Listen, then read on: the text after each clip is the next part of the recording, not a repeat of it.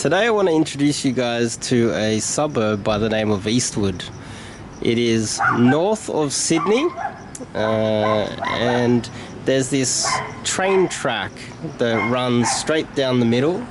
There's a station, Eastwood Station, that separates Eastwood, and one side of Eastwood is a Korean side and the other side is a Chinese side.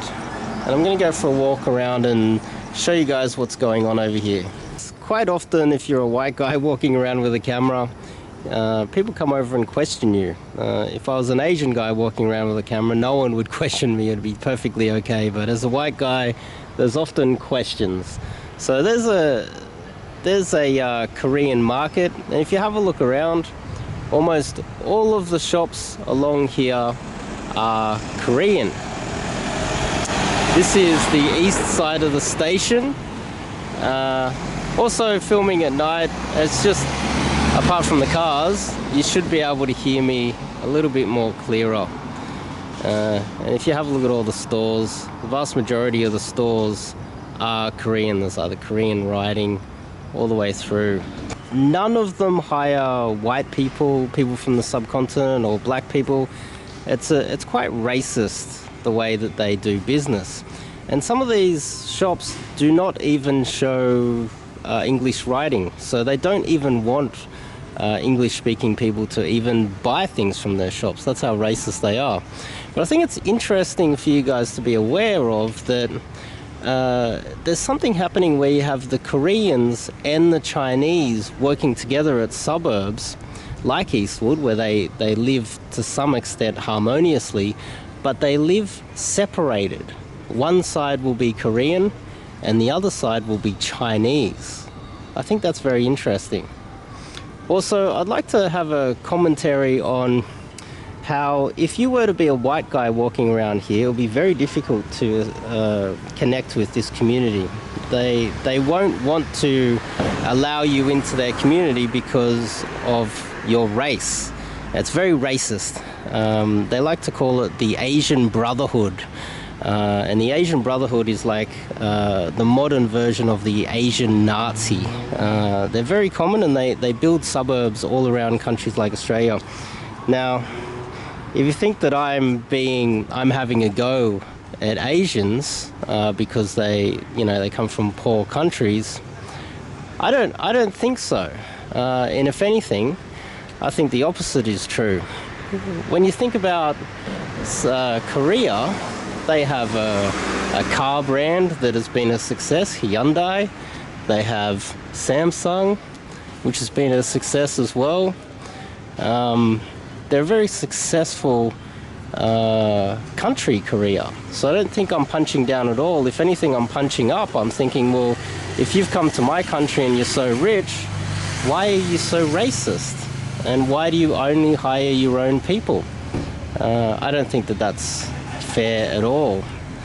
If you were to walk around this area with an Asian girl, if you are a white guy, black guy, or someone from the subcontinent, and you were to be walking around here, one thing that you'll notice is that the elderly in suburbs like this will abuse you. They will threaten you, and they will give the Asian girl with you a bad look, because they don't want any foreigners dating Asian girls. That's to some extent why they built this little racist colony. And that's a fact. I've spent a lot of time in suburbs like Eastwood trying to become part of their communities, but they would never really let me in. Here you go, there's a Vietnamese shop over there.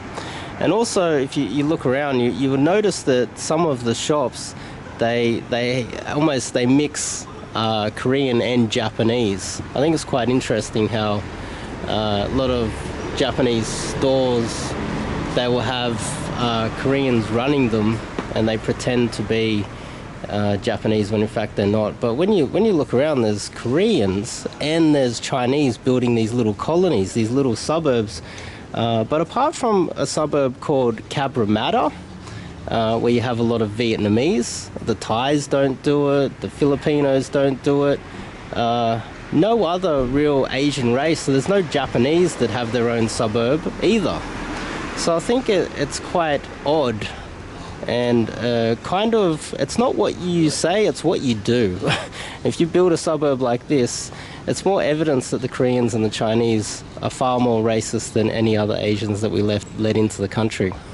Now again, if you think I'm punching down to the poor little Koreans, I think you need to have a bit of a reality check. They have K-pop. Some of the most famous bands in the world come from Korea. They have BTS that has won major awards in the United States. Parasite, the movie, last year from Korea, I believe won an Academy Award. Samsung, of course, Hyundai. Korea is a very rich country. They have some of the most advanced internet speeds in the world. If anything, I'm punching up. I'm asking the Koreans, because I'm a leftist at heart, I'm asking for a fair go, and I'm asking them to not be so racist and against the Australian people. Now I'm up top over a bridge so you can get a better view. It's still not the best view, but there's the station. And I think it's fascinating how one side, this side, is entirely Korean, when the opposite side is entirely Chinese. I think it's fascinating to see how you have Chinese and Koreans work together to build a suburb in Australia called Eastwood. Yet, because I guess they don't really want anything to do with the Australian people, but on top of that, they want to work together with other Asians, the Asian Brotherhood, the Asian Nazihood, I call it, because they're quite racist. But they even hate each other so much that they take one side for the Koreans and the other side for the Chinese. If you ever were to come up to Eastwood, it would be fascinating for you to come down and check it out. Fascinating stuff.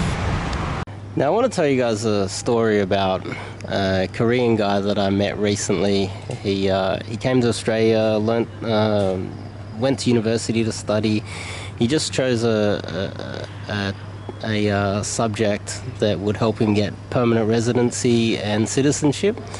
And once he got permanent residency and citizenship, what he did was he went straight down to Centrelink and joined up so that the Australian government can pay for him to go back to university and study again.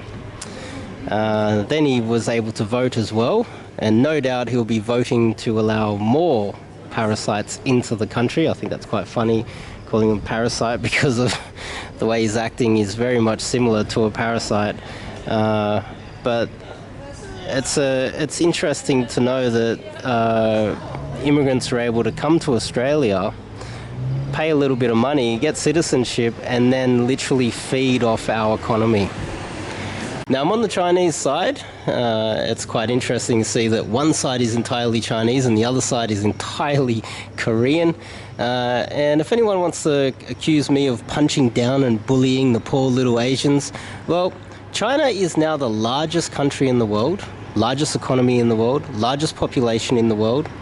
They have some high-tech technologies like Huawei, the first country in the world to create 5G. They build hospitals within 24 hours or 48 hours. They have super apps like WeChat. They're an advanced civilization and the richest people on Earth. There's more billionaires in China than anywhere else on planet Earth. So I'm not punching down. If anything, I'm punching up to the superior Chinese, because they own everything, and well, to some extent they own most of Australia. They own our politicians, they bought out our farms, they bought out so many things in Australia. So I'm not punching down at all. If anything, I'm punching up. So if anyone wants to criticize that. But Eastwood I have noticed in my hundreds of times coming out here is like the retirement village for old Chinese. What they do is they come here, they get citizenship, then they bring grandma and grandpa in. And grandma and grandpa, no matter how rich China is, they still send her here. She gets the pension, She feeds off our pension, off the Australian taxpayers. I think that's quite offensive, considering China, the country that these people come from, is now sanctioning my country. I think that's quite offensive, that we have a whole load of Chinese pensioners in this country right now sucking off the teat of the Australian government while the Chinese government is sanctioning us. It's quite disgusting when you think about it. There's many suburbs like this where Chinese and Koreans work together in suburbs. They work together and build a little suburb, but none other like Eastwood. It's so obvious in Eastwood. One side of the train station Korean, the other side is Chinese. It is amazing when you look at it. And I guess that's what the saying is. Your enemy's enemy is your friend. Korea and China aren't exactly friends, but they both hate the Australian people so much that they're willing to work together, but they're not willing to assimilate with each other. They're willing to go to the same suburb, I guess, to avoid the Australian people and build these little suburbs, but not enough that they assimilate with each other and blend in. Your enemy's enemy is your friend is the best way to describe how the Chinese and the Koreans work together in our country. Yeah, I want to tell you guys a story about a Chinese lady that I met about 3 years ago. I'm one of the few Aussies that actually goes out of his way to meet, you know, foreigners in this country. Well, I met this old Chinese lady, and within a couple minutes, she went straight into a rant on how racist the Australian people are. And I thought she was going to talk about how racist the Australian people are to Chinese people like her, but no. What she wanted to do was tell me how racist people are when it comes to dealing with the Aboriginals. And she pretty much accused me of being racist myself. Just threw it in my face. Had no problem ranting and raving about how disgusting the Australian people are. And then I asked her how long she's been here, you know. So what she did was she came to Australia like 5 or 10 years ago.